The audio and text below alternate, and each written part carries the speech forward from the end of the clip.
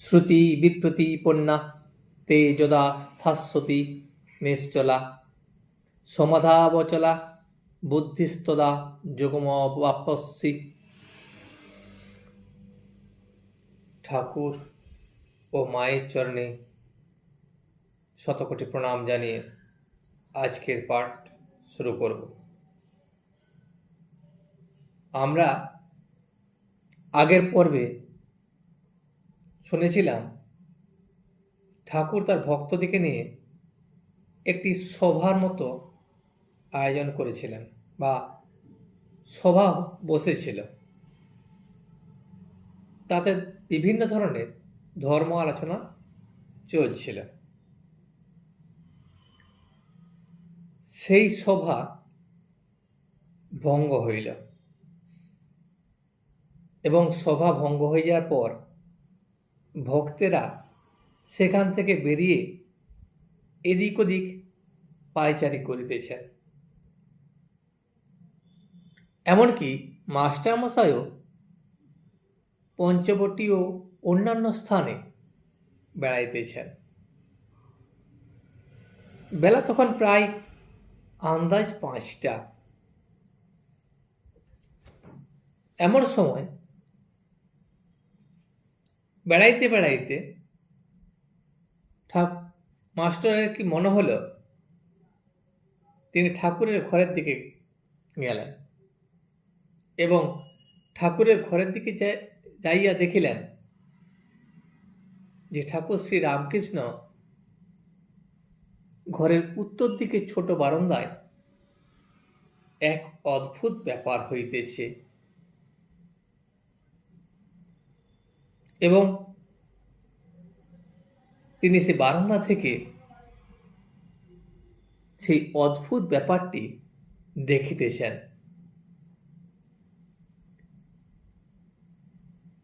ঠাকুর শ্রীরামকৃষ্ণ স্থির হইয়া দাঁড়াইয়া রহিয়াছেন,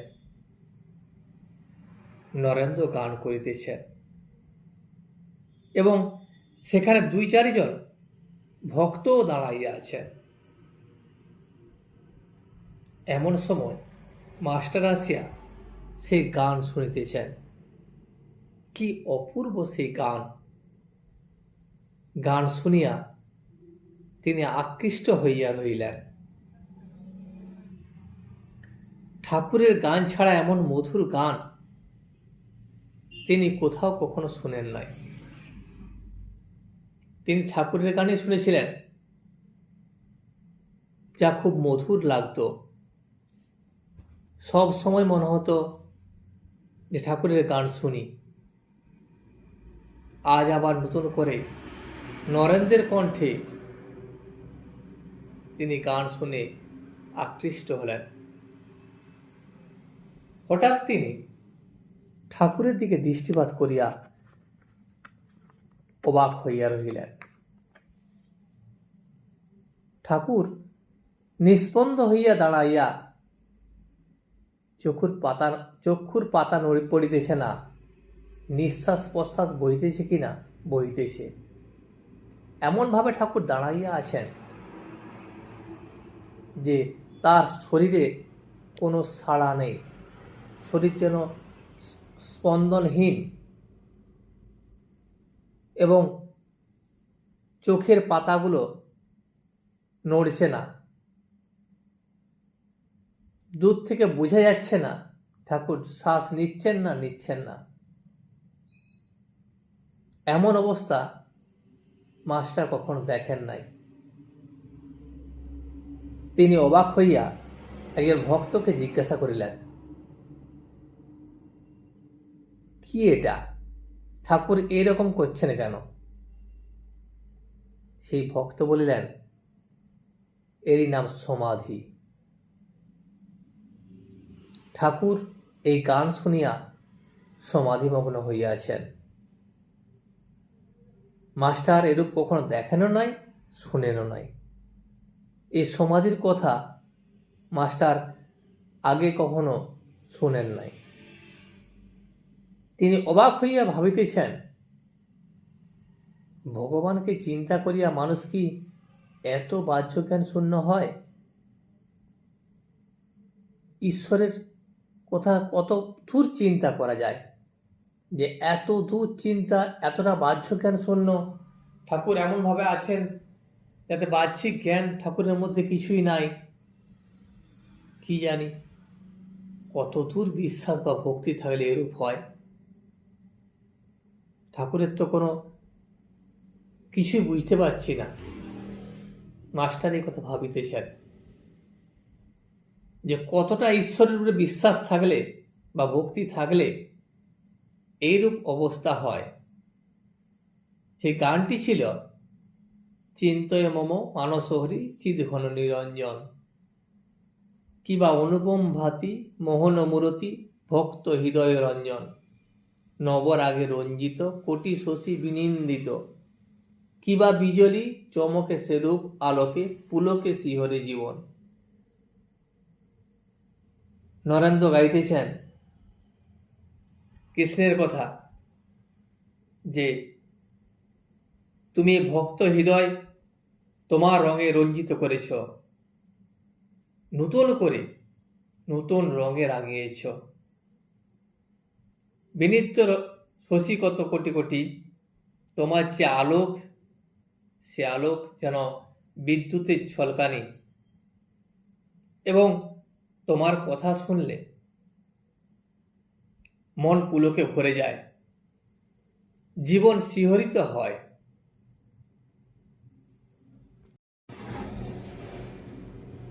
গানের এই চরণটি গাইবার সময় ঠাকুর শ্রীরামকৃষ্ণ শিহরিতে লাগিলেন। এই কিবা বিজলি চমকে সেরূপ আলোকে পুলকে শিহরে জীবন। যখনই ঠাকুর এই কথাটা শুনছেন, তখন তিনি যেন চমকে উঠছেন বা শিহরিত হচ্ছেন, এবং তার দেহ রোমাঞ্চিত হচ্ছে। চক্ষু হইতে আনন্দশ্রু বিগলিত হইতেছে। তার মন যেন কোন এক অপার সমুদ্রে আনন্দে বিগলিত হইতেছে। আবার মাঝে মাঝে কি করছেন না, কি যেন দেখে ঠাকুর হাসিতেছেন। না জানি কোটি শশী বিনিন্দিত কি অনুপম রূপ দর্শন করিতেছেন।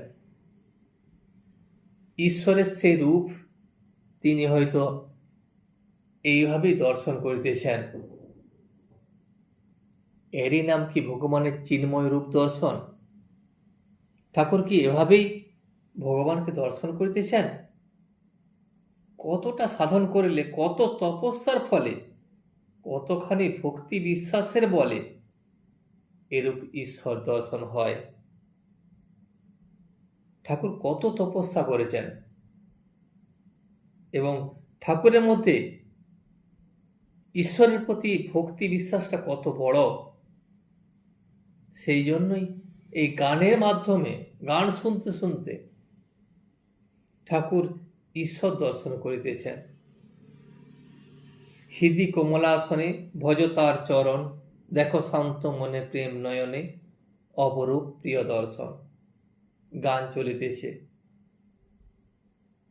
ঠাকুরের আবার সেই ভুবন মোহন হাস্য। মাঝে মাঝে সেই গানের সঙ্গে ঠাকুর কখনো হেসে চলেছেন। শরীর সেইরূপই নিস্পন্দ, শরীরের কোনো স্পন্দন নেই, চক্ষু স্তিমিত, কিন্তু কি যেন অপরূপ রূপ দর্শন করিতেছেন।